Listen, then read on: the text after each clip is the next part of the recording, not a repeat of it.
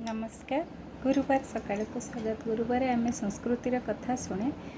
एवं रथयात्रा आसब आस अल्प दिन अपेक्षा अणसर घरे ठाकुर अच्छा चलतु आज शुणा भगवान बलभद्र रथ विषय। आपण मैंने समस्ते जानी बलभद्र रथ को तालध्वज रथ कहुए।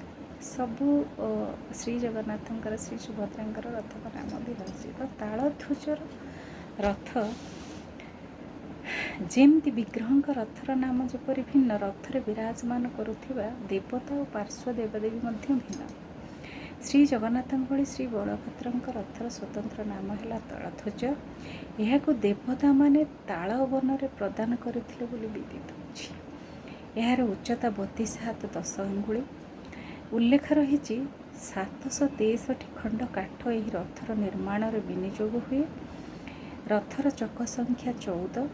रथर रक्षक स्वयं वासुदेव। आयुध हूँ हल आ मूषल।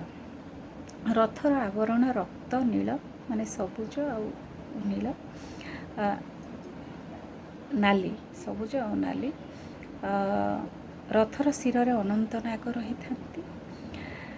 रथर पार्श्व देवादेवी माने हेले प्रणमारी गदान्तकारी हरिहर त्रैमुख वासुदेव नाटाम्बर अघोर त्रिपुरारी शिव सारथी नाम मातली। रथर रक्षक हेले भास्कर।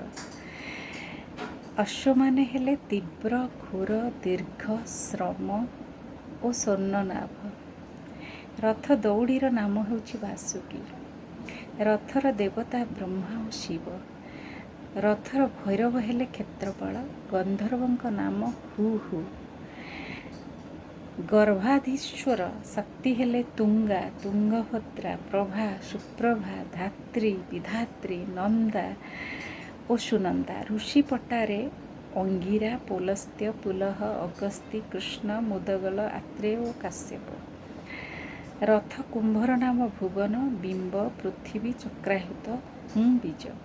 रथर द्वारपाल हेले नंदा और सुनंदा। केतेक क्षेत्र में रथर द्वारपाल जय विजय बोली कहुए। रथर नेतर नाम उन्मनी बोली उल्लेख रही। आपण भावतु आम संस्कृति केते विचित्र केते केते कौन कह अलौकिक आम ठाकुर प्रिय बलभद्र श्री जगन्नाथ आ श्री सुभद्रा।